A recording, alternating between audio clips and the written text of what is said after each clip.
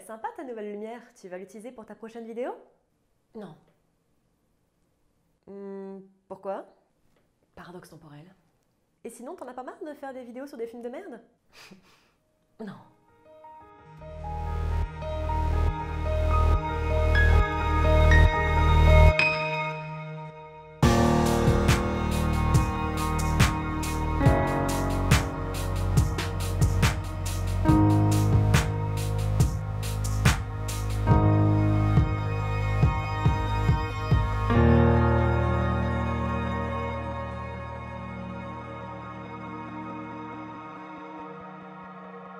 Bonjour à tous, je suis Noémie, bienvenue sur Horizon Universe.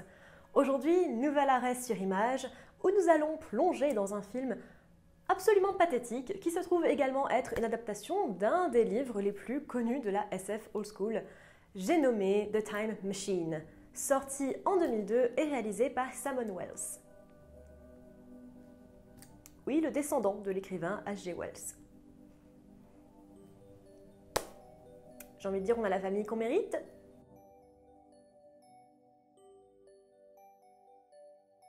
Nous découvrons notre personnage principal, Alexander Hardegen, joué par Guy Pearce, un professeur en ingénierie et mécanique qui écrit des trucs au tableau sur une musique des Sims. Et même si je suis moi-même une tanche en maths, j'ai l'impression que ça ne veut clairement rien dire. Je n'ai pas trouvé l'info sur internet. Il y a un point qui m'ennuie tout particulièrement. Le film se passe à New York, à la toute fin du 19e siècle.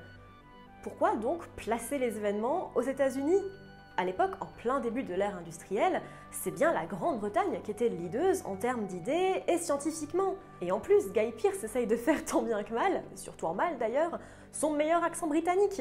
Donc pourquoi? Ça n'a absolument aucun sens. Je veux dire, tous les films, même avec une production américaine, n'ont pas besoin de se passer aux États-Unis. Une idée qui est continuellement appuyée au début du film, et on le découvre dans cette conversation parfaitement forcée avec notre seigneur et maître à tous, Robert fucking Baratheon, ou Bobby B pour les intimes, Start the damn joust before I piss myself. est qu'Alexander est un complet génie, au point d'inventer les panneaux solaires ou la brosse à dents électrique avec déjà des poils en plastique bien blancs, et d'être, bien sûr, un total loner et mis de côté par l'université pour ses idées. Je vous passe le fait que la vie académique ne se passe pas du tout comme ça, mais je rappelle que ce film est censé se passer au début de l'industrialisation en Grande-Bretagne, et que même si de nombreux penseurs ont eu des idées bien en avance sur leur temps, on suggère carrément à un moment donné qu'il est celui qui inspire Einstein. Je ne suis pas contre cette idée, suivre des génies créatifs est sympa, mais à un moment donné c'est juste trop, il s'agirait de doser. Oh, la petite référence à Metropolis. Alexander se rend à un rendez-vous qu'il a oublié avec sa copine, Emma, qu'il souhaite demander en mariage, tellement bien préparé qu'il oublie non seulement le rendez-vous, mais aussi qu'il lui avait promis des fleurs. Mais ce brave Alex est un total nerd et se retrouve hypnotisé par une voiture sans chevaux, à vapeur, avec un autre acteur qui tente de faire son meilleur British gentleman. Emma, jouée par Sienna Guillory, comme quoi certains acteurs portent vraiment la poisse, accepte la proposition de mariage d'Alex. Proposition bien lourdingue par ailleurs, c'est bon, on a compris que le mec était un nerd ravagé du bulbe. Et franchement, le jeu d'actrice de Sienna n'aide pas à entrer dans la scène. Le cliché d'un pickpocket débarque pour briser la bonne ambiance, et leur demande leur argent de manière complètement non menaçante, jusqu'à ce qu'ils sortent un revolver. Emma refuse de lui donner son alliance, se prend un coup, et le bandit se barre tel un mauvais collégien en groupe de théâtre, laissant Emma mourir devant les yeux impuissants d'Alex. Et bordel, ne me méprenez pas, j'adore Guy Pearce dans Memento, mais là, niveau jeu d'acteur, c'est juste zéro. Après la mort d'Emma, donc ravagée par le chagrin et le deuil, Alexander se réfugie dans les mathématiques, as one does, et Bobby B finit un jour par rentrer dans son bureau, lui mettre les points sur les i et les barres sur les t, 4 ans après la mort d'Emma. Cette conversation, une nouvelle fois forcée à souhait, nous apprend les futurs plans d'Alex, celui de changer le cours du temps. Bobby B émet, comme il se doit, des réserves, mais Alex est persuadé de sa réussite et il s'en va donc. Quelque temps plus tard, la machine est prête. Pourquoi la planquer derrière un rideau si c'est toi qui l'as construit et que tu es seul? Juste pour le sens théâtral de la scène, je suppose? Bon, j'avoue, la machine est super stylée, j'adore le côté steampunk du bordel. Je me suis toujours demandé si le diamant était symbolique pour la disparition d'Emma.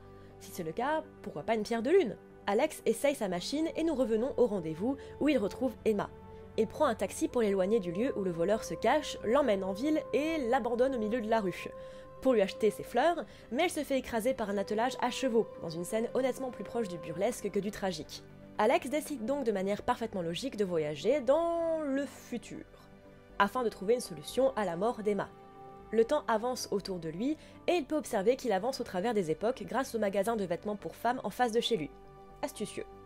Il fait tomber le médaillon d'Emma, et pour une certaine raison ne le remonte pas tout de suite, et n'enlève pas sa main de l'espace de champ de force immédiatement, mais semble être électrocuté 40 ans après avoir sorti sa main.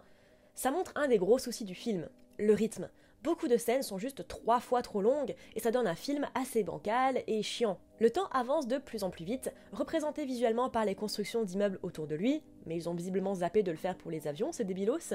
Idem pour le panneau « Le futur, c'est maintenant », qui ne change pas pendant des décennies entières, et qui fait se décider Alex à faire un premier arrêt dans le futur, en 2030, où il laisse sa machine dehors. Comme ça, tout le monde pourra la voir dans le plus grand des calmes. J'imagine que les pervenches et les fourrières n'existent plus en 2030 et que le monde entier est devenu Amsterdam. Alex se rend donc dans un fond vert, une bibliothèque, où une professeure menace un élève de reséquencer son ADN, d'accord, ok, cool. J'avoue, c'est stylé. Vox, donc, lui apprend qu'on ne peut pas voyager dans le temps. Big up le petit tacle sur la science-fiction, je veux dire mec, c'est ton propre genre, un peu de respect, en faisant des mimiques absolument tête à claque. Il va même jusqu'à citer fucking H.G. Wells. Merde, je déteste quand les films font ça, c'est si énervant. Et il va même jusqu'à chanter la chanson de la comédie musicale. Il y a des claques qui se perdent, les gars. Il reprend la machine, qui ne s'est donc pas fait ramasser par les flics pendant qu'il faisait mumuse, et s'arrête une nouvelle fois en 2037, où les travaux de la colonie ont causé la Lune à s'effondrer sur elle-même. Et what the fuck, pourquoi il y a des flammes qui sortent du sol ?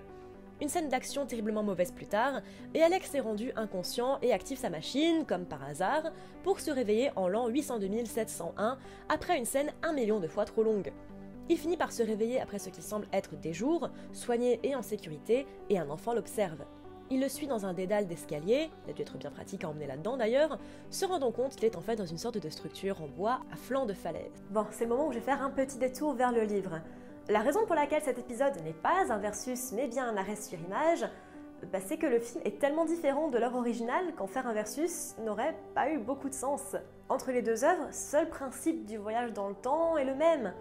Et encore, le livre est une satire des classes sociales, une dénonciation des effets possibles du capitalisme.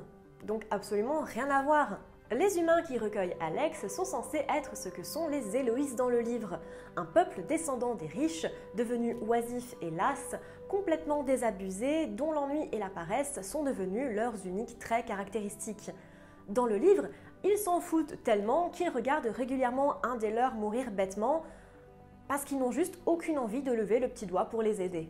Autant vous dire que construire ce genre de cahute là, c'est absolument pas dans leurs compétences. Mini spoiler, mais du coup les populations travailleuses sont représentées par les Morlocks, des humains très différents physiquement. Leurs yeux sont devenus énormes à force de travailler en souterrain et dans les noirs, dans les mines. Et ils construisent des trucs.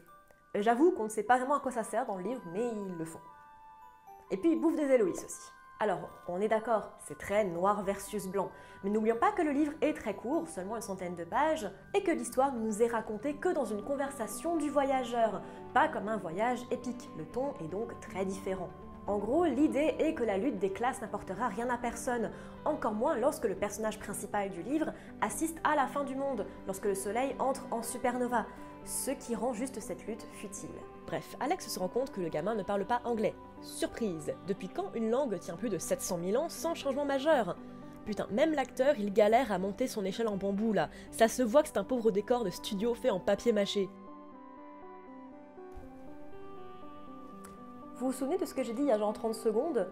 Une langue ne tiendrait jamais 700 000 ans, pas sans connaître des changements majeurs qui la rendraient complètement incompréhensible. En général, d'après mes recherches, une langue reste globalement la même pendant environ 2000 à 4000 ans. C'est quand même pas la même chose! En plus de ça, je veux dire, c'est vraiment pas nouveau à Hollywood. Beaucoup de films avant ont trouvé des idées pour faire communiquer deux peuples aux langues différentes. Ça se fait très bien! Mais évidemment, ça demande un peu plus de temps et de réflexion, donc c'est quand même bien plus simple de balancer une autochtone qui sait parler anglais de base, hein. Sans parler bien sûr du fait que les Héloïses ne sont pas censés être capables d'apprendre une langue sur le principe même.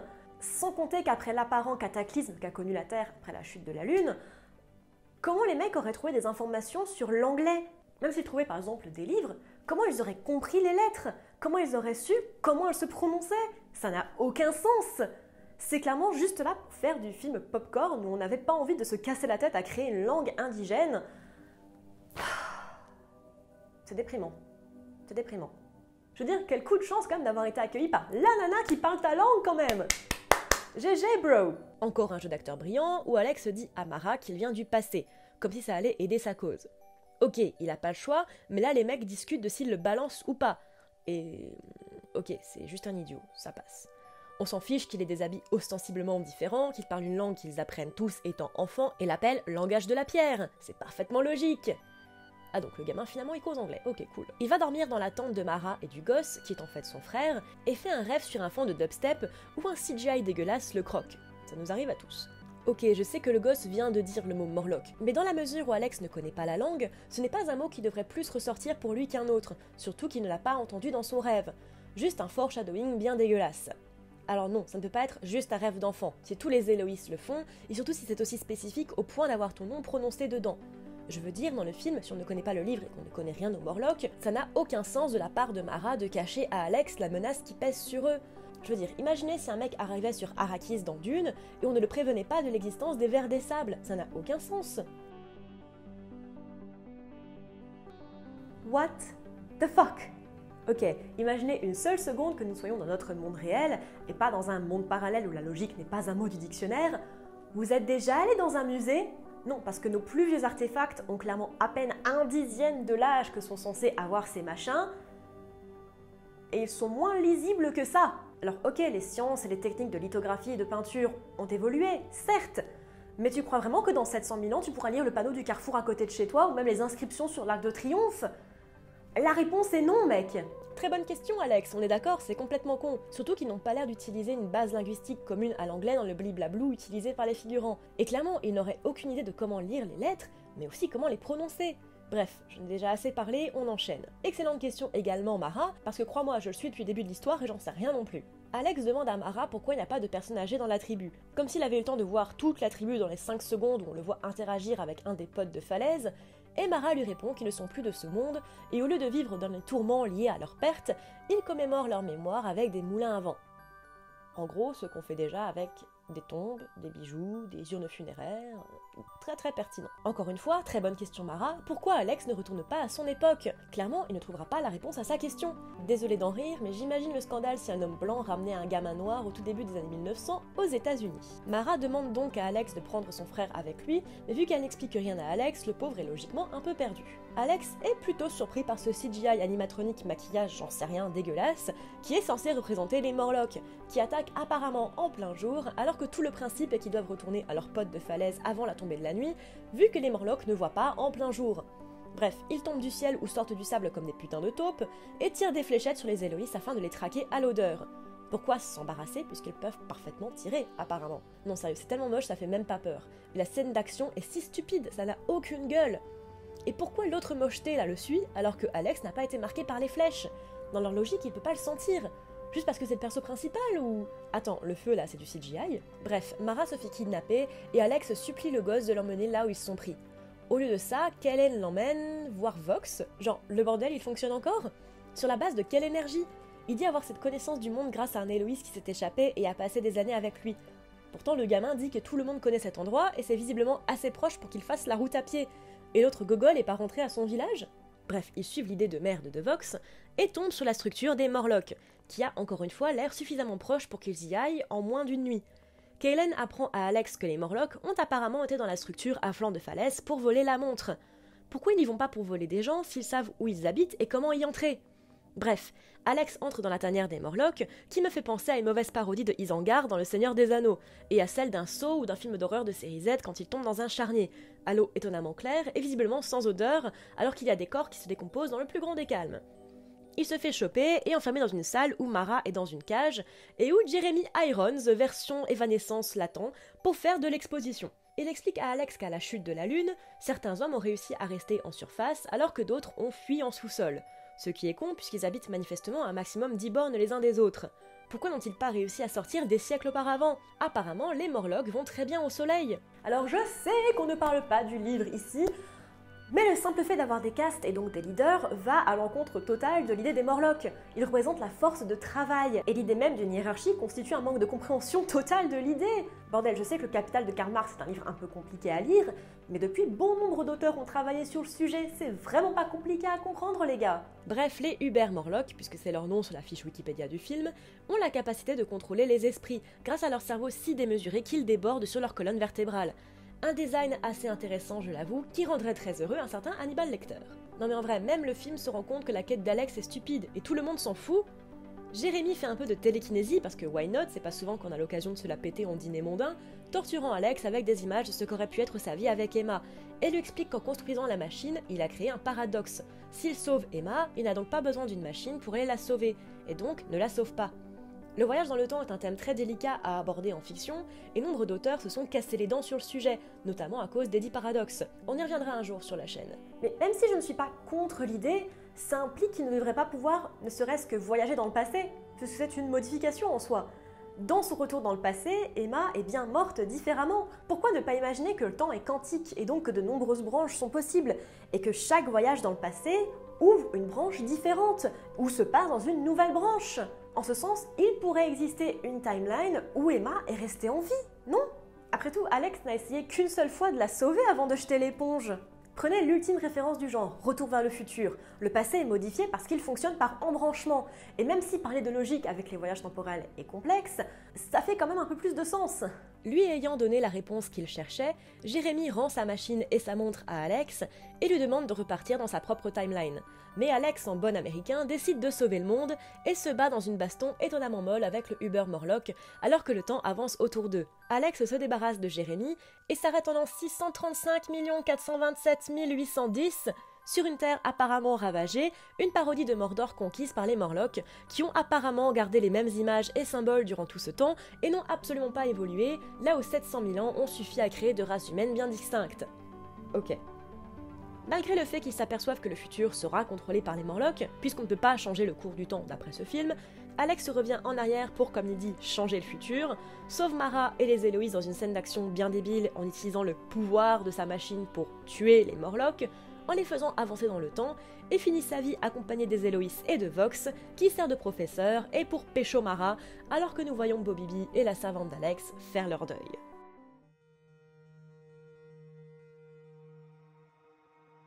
Par où est-ce que je commence avec cette daube? Bon, parlons un peu de ce qui se passe en dehors de l'histoire déjà. C'est pas beau, hein, c'est même carrément moche. Mis à part la machine qui est vraiment stylée, les décors, les costumes, les Morlocks, tout fait carton-plâtre. Carton-pâte? Merde, je me suis pas renseignée. Le jeu de l'acteur est quand même vraiment souvent limite, et les conversations semblent abusément forcées pour faire de l'exposition. Bah, en dehors de ça, quid de l'histoire? Déjà, je trouve l'idée de base d'un Alex voulant retourner dans le passé pour sauver sa gonzesse absolument stupide. Il était déjà intéressé par le voyage dans le temps, on le voit avant son rendez-vous, et par les multiples montres et horloges de son labo. Pourquoi y mettre du drama inutile avec sa femme qui décède? Il était manifestement déjà intéressé par la chose. En plus de ça, ça rend le film encore plus bête, parce que rien ne justifie qu'il se rende dans le futur pour la sauver. Et en plus, tout ça pour qu'il l'oublie et se casse avec Mara à la fin. Alors ok, je sais qu'un des thèmes de ce film, c'est de savoir faire son deuil, mais il avait juste à aller voir un psy, un prêtre ou parler à Bobby B, j'en sais rien. Pas de voyager plus de 700 000 ans dans le futur, ça ne change rien du tout à son problème. De même, une question à laquelle nous n'avons jamais de réponse, et qui ne se pose d'ailleurs jamais dans le film, que devient Alexander dans sa timeline? Est-ce qu'il disparaît juste complètement? Et du coup, s'il allait dans le futur, est-ce qu'il y aurait eu deux Alex constamment? Et quand il allait dans le passé, est-ce qu'il y en avait deux aussi? Personne n'a pensé à ça quand ils ont écrit le film? Et bien sûr, il y a la morale du film, qu'il ne suit pas lui-même, qu'il faut accepter que la vie est parfois cruelle, mais qu'on peut toujours se reconstruire. Dans ce cas, le simple fait qu'Alex aille chercher Mara va à l'encontre de cette morale. Bref, il y a peu de choses à dire en plus de ça. Je vous conseille quand même de lire le livre, il est assez court et honnêtement se lit assez bien, malgré son petit côté délicieusement kitsch. C'est parfois un petit peu simpliste dans son message, certes, mais c'est pas pour rien que c'est un classique, alors que ce film tombera lentement dans l'oubli comme il le mérite. Après, le fait que j'en parle, c'est un peu le donner de la pub, donc... paradoxe. Merci à tous de m'avoir suivi dans cette vidéo sur The Time Machine de Simon Wells, j'espère qu'elle vous aura plu. Je sais que les arrêts sur image, c'est un peu devenu l'endroit où je tape sur des films, Promis, ça va changer, je ferai d'autres types de vidéos sur des films, pour le coup, que j'apprécie ou des séries que j'apprécie. Ça arrive, promis. En attendant, dites-moi en commentaire ce que vous avez pensé du film, voire même du livre. N'hésitez pas, comme d'habitude, à me suivre sur les différents réseaux sociaux, à laisser des pouces verts, à faire de l'engagement, tout ça, vous connaissez. Et en attendant, je vous dis à bientôt dans l'univers.